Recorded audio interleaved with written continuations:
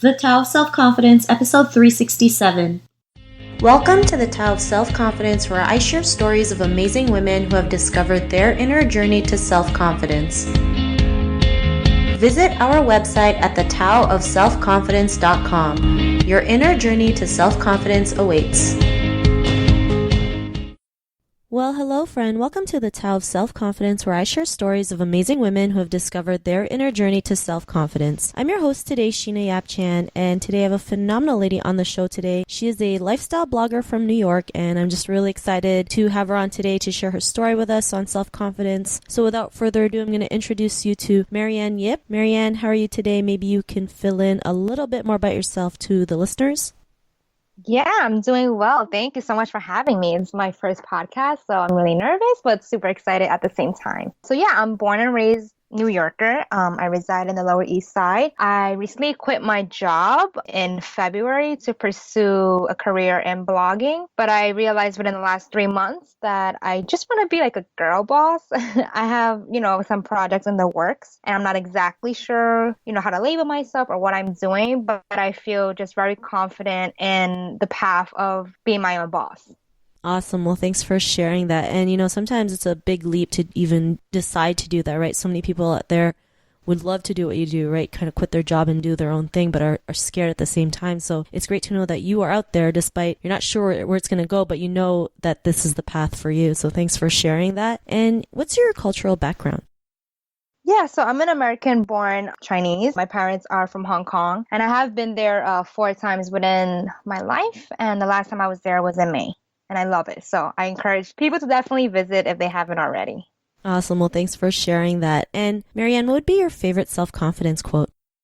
So I don't recall who said it or if this is actually a quote, but I just remember along the lines growing up hearing like the concept, and it was something along the lines of like confidence is the sexiest trait a woman can have.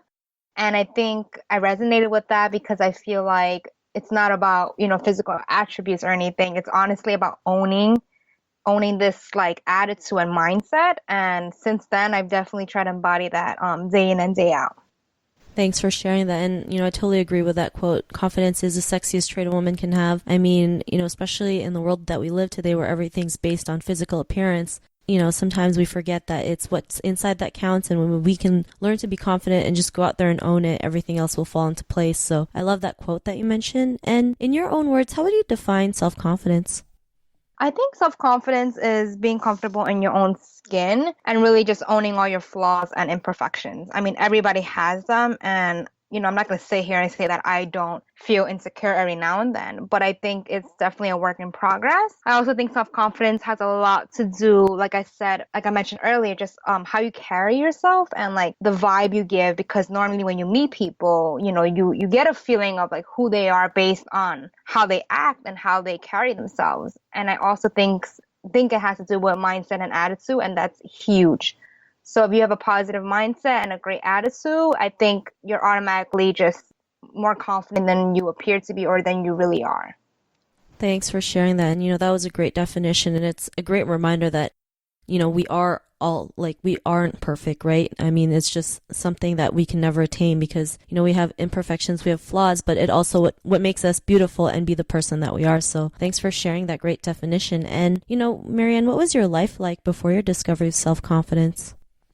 Yeah, I mean, I consider myself a millennial, and I obviously grew up with social media. I've learned throughout the years that it can definitely be a great, powerful tool to brand yourself. But within that, there's definitely a lot of, I guess you could say, outlets to compare yourself. And because I'm a blogger, I use social media constantly, and it's so easy to compare yourself to others just because you see the appearance. And I think it's important to remember that social media is not necessarily, I don't want to use the term real, but it's not an accurate portrayal of somebody's life, right? I mean, it's a highlight reel. Nobody wants to showcase anything that's like bad, only the highlights.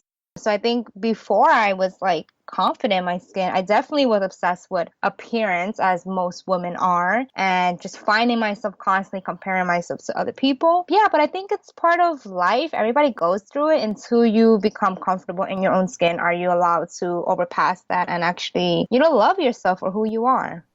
Thanks for sharing that. And yeah, I mean, social media is a great tool to spread your message. And at the same time, it is also, what you mentioned, like you look at other people's pictures and, you see other people get 1,000 likes and you have like 2 likes. And it's like, what do I have or what do they have that I don't? And, we start this crazy compare game that kind of screws with our heads sometimes, right? But I mean, it's something that we all go through, like you mentioned. And what was that point in your life when you realized, you can be who you are today, build that confidence? What was like that aha moment in your life? Yeah, I mean, when I look back, I don't think there was like one aha moment. I didn't wake up thinking, oh my God, I'm going to change how I feel about myself. I think it was coming into terms with life, obviously, as you grow older. But I found myself reading all these amazing books, and I'm sure people have read You're a Badass and The Book of Joy. And in a way, yes, they might be considered self-help books, but the way I saw it was just more of like, how can I better my life, right? Like, how can I be a better person?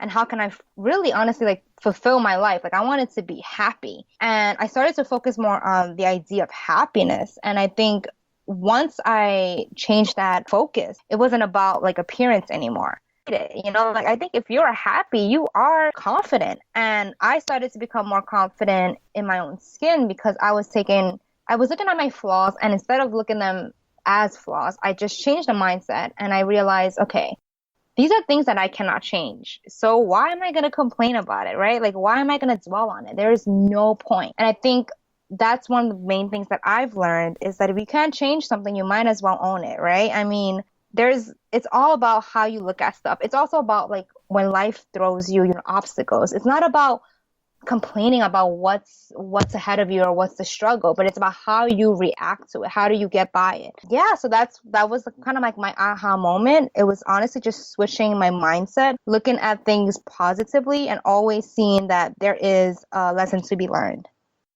Thanks for sharing that. And it's great that you're able to learn that looking at things in a different way, right? Like you mentioned, we all go through obstacles, but it's how we react to them, how we can get back up after, someone pushes us down is what's more important. I mean, if we can keep on just getting back up and getting back up and doing the things that we love, I mean, we are going to get to the place that we want to be at. And because of that, what's your life been like now? I'm definitely happier. I don't think it's like constant. I'm not like now I'm forever happy, I mean, it is what it is. We all know that life is difficult. There are times when I may not be in the best mood. I still have insecurities. I'm striving to find more balance and harmony in my life. And I think those are key attributes to feeling fulfilled and content.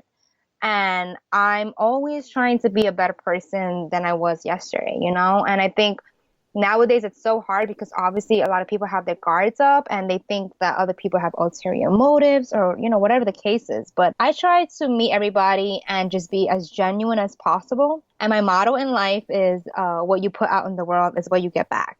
So I try to live by that, day in and day out, trying to always, I don't know, like not teach people something, but I think I want my encounter to be meaningful to certain people. And I think confidence is contagious. So if I can, spread good vibes and somebody can take something positive from that, then I think that I'm doing something right. Thanks for sharing that. And I love that you mentioned that what you said, confidence is contagious, because it's true, right? Like when you surround yourselves with people who are more confident, you're gonna, follow what they do. Not follow, but like you're more inclined to do the things that they do because you are, you want to be better. So you're attracting better people into your life. So thanks for sharing that. And, to the woman who's listening to your episode, she may be in her own journey of self-confidence. What would be that one tip you would give to her? I feel like I have several tips, but just remember that self-confidence is a journey. Like, I think some people might be listening to it and it's like, oh yeah, like I get it. Like, I'm not, I've been there. Like, I've been in parts of my life where I wasn't happy. And I mean, I think everybody hits rock bottom. And it's, like I said before, it's about asking yourself, like, what can you do? Like, I don't understand people who just dwell and don't take action. It's okay to soak in the moment and really observe it and feel it. I think feelings are important, but it's also important to rise from that. So I would say definitely stay positive, be patient. Patience is a virtue. That's something that I constantly have to work on, and really trust in the process. I think if you are positive and you are honestly working on yourself, like things will get better and things will, I promise, they'll just fall into place. I don't know why or how, but when you are consistent and you are constantly working on a goal, like I believe that you will get there. It might not be tomorrow or even a year, but like you will get there. And I think a lot of people, we're always going to compare ourselves to other people. But I think one tip is that if you're comparing yourself to somebody else, saying that maybe they have better X, Y, and Z, like once you make that comment, like also compliment yourself. You know what I mean? Like you should always praise yourself when you give somebody else a praise. And the last thing I would say is that to remember that confidence is super sexy and definitely own it. I mean, it's not something that it's, you're born and you're automatically, it's in you. But I think if you tell yourself enough that you're beautiful and that you're worth it and that you're confident, like it will just naturally come out of you. Thanks for sharing all those awesome tips. I'm sure the listeners will love it. And Mariann, if our listeners wanted to get to know a little bit more about you and what you do, is there any links or social media profiles we can connect with? Yeah, I mean, my Instagram, which is obviously my most popular social media outlet, is just my name _ last name. So Mariann _ Yip. And my blog is mariannyc.com. So Mariann, New York City. And I am also planning to launch my own podcast. So hopefully that can get in the works after feeling inspired by yours this summer. Awesome. Well, I can't wait to check out your new podcast that's coming out soon. So thanks for sharing that. And to our listeners, if you want to connect with Mariann, you can also head on over to the taoofselfconfidence.com and search for Mariann's name. Her show notes will pop up along with everything else we talked about. And I just want to thank Mariann for taking the time to share her story with us. So thank you so much. Of course. Thank you for having me. Not a problem. It was great having you on the show. And to our listeners, be on the lookout for another new episode of another amazing woman's journey to self-confidence. And we'll talk to you soon. Bye for now. Thank you for tuning in to another amazing episode of The Tao of Self-Confidence. Visit our website at thetaoofselfconfidence.com to check out cool resources, blog articles, show recaps, and so much more. Your inner journey to self-confidence awaits.